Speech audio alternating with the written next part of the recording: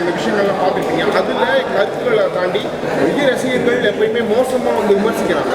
அதோட மனைவின்றது போக அவ்வளோ மோசமாக விமர்சிக்கிறது எப்படி பார்க்குறீங்க?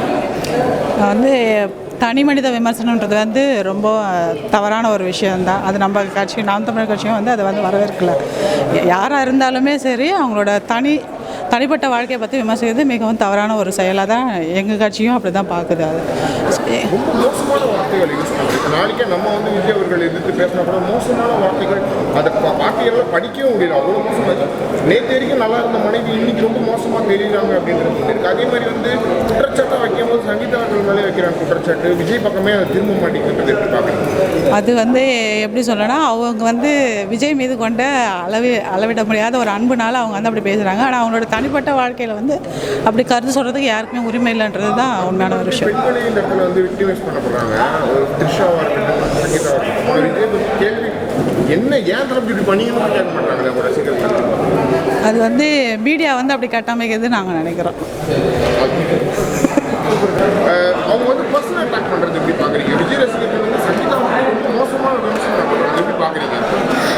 ஃபஸ்ட்டு வந்து இது அவரோட தனிப்பட்ட விஷயம். யாரோட தனிப்பட்ட விஷயத்தையும் பற்றி நம்ம பேசக்கூடாது. அதுதான் நாம் தமிழர் கட்சி கடைப்பிடிக்குது. நாம் தமிழர் கட்சியிலேருந்து யாருமே வந்து விஜயை கொள்கை ரீதியாக எதிர்க்கிறாங்களே தவிர அவரோட தனிப்பட்ட வாழ்க்கையை யாருமே பேசுகிறதுக்கு கிடையாது.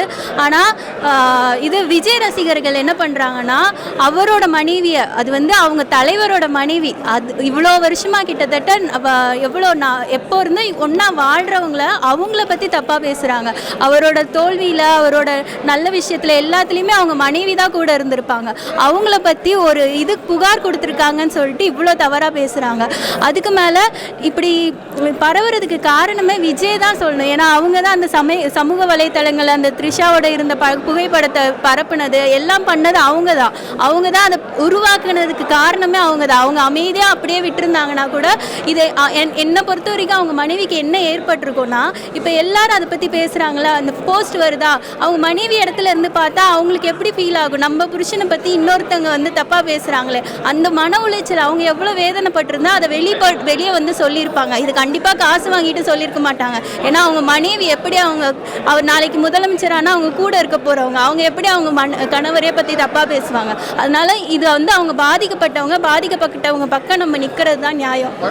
பெண்களே குற்றச்சாட்டு பண்றாங்க. த்ரிஷா பக்கமே திட்டுறாங்க. பகுதி பொறுப்பாளர்கள் மேடைக்கு வரும். இல்லைன்னா வந்து இந்த பக்கம் வந்து சங்கீதா அவர்கள் திட்டுறாங்க. இன்னைக்கு காரணகர்த்தாவாக விஜய் எதுவுமே சொல்ல மாட்டாங்க. அது ரொம்ப தப்பான ஒரு விஷயம்தான். ஏன்னா இதுக்கு காரணம் மற்றவங்களோட விஜய் தான் இதுக்கு முதன்மையான காரணம். அவர் தான் இதை வந்து ஃபர்ஸ்ட் பொறுப்பேற்றுக்கணும். தன்னோட மனைவிக்கு அவர் தான் உறுதுணையாக இந்த இடத்துல நிற்கணும். அவர் இப்படி பேச விட்டு பார்க்குறது வந்து ரொம்ப ஒரு கணவராக அவர் வந்து தோற்று போயிட்டாருன்னு நான் நினைக்கிறேன். கட்சி தலைமை அவர் தான் கட்சி தலைமை. 3 வருஷமாகவே இன்னும் அவருடைய தொண்டர்களை எதுவுமே அரசியல் பண்ணுறதுல ஒரு பேசுகிறதே எப்படின்னு சொல்லி தரல அவர். ஆனால் வந்து பார்த்தீங்கன்னா தலைமை, அதாவது முதல்வர் ஆகணும் அப்படின்னு நினைக்கிறாங்களா? அவருக்கு என்ன சொல்லுவாங்க? அது உண்மையாகவே அவங்களோட அவங்க வந்து அவர் ஒரு ரசிகனாக பார்த்து தான் அவங்க வந்து கட்சிக்கு வந்தாங்க. ஆனால் இப்போ அவர் வந்து தலைவராக மாறிட்டார். ஒரு தலைவருக்கு இருக்கிற தகுதி வந்து அவங்கள கூட இருக்கிறவங்களே தலைவனாக மாற்றணும். ஃபர்ஸ்ட் அவரே தலைவனாக இல்லை, அவரும் இப்போ வரைக்கும் வந்து நடிப்பாக தான் இருக்கார். ஒரு உண்மையான ஒரு உணர்வாக அந்த ஏதோ ஒரு எல்லாருக்கும் அரசியல் தெரியணும்னு அவசியம் இல்லை. ஆனால் வந்து 3 வருஷம் ஆயிடுச்சு. அவர் கொஞ்சம் கொஞ்சமாக கற்றுக்கணும். அவர் கற்றுக்காம அதே அந்த நடிப்பாகவே இன்னும் இருந்துட்டு வர்றாரு. அது ரொம்ப தப்பான விஷயம். ஃபர்ஸ்ட் அவருக்கு அரசியல் புரிதல் வரணும். புரிதல் வந்துட்டு அவங்களோட தொண்டர்களையும் அரசியல் படுத்தணும். அவர் படுத்தாததுக்கு காரணம் என்னவா நான் நினைக்கிறேன்னா, அவர்களோட தொண்டர்கள் அரசியல் படுத்திட்டாங்கன்னா அவங்க அந்த கட்சியிலே இருக்க மாட்டாங்க. அவங்க வந்து போயிடுவாங்க. அவங்களுக்கு வந்து அவரை பார்க்கணும். அவர் பேசுறது கேட்கணும் இல்லை, அவரை பார்க்கணும். அப்போ பார்க்கணுன்னா இந்த மாதிரியே வச்சிருந்தா, ஒரு ரசிக மனப்பான்மையில வச்சிருந்தா தான் அவங்க கூட இருப்பாங்க. அதை தான் அவங்க வந்து எதிர்பார்க்குறாங்க.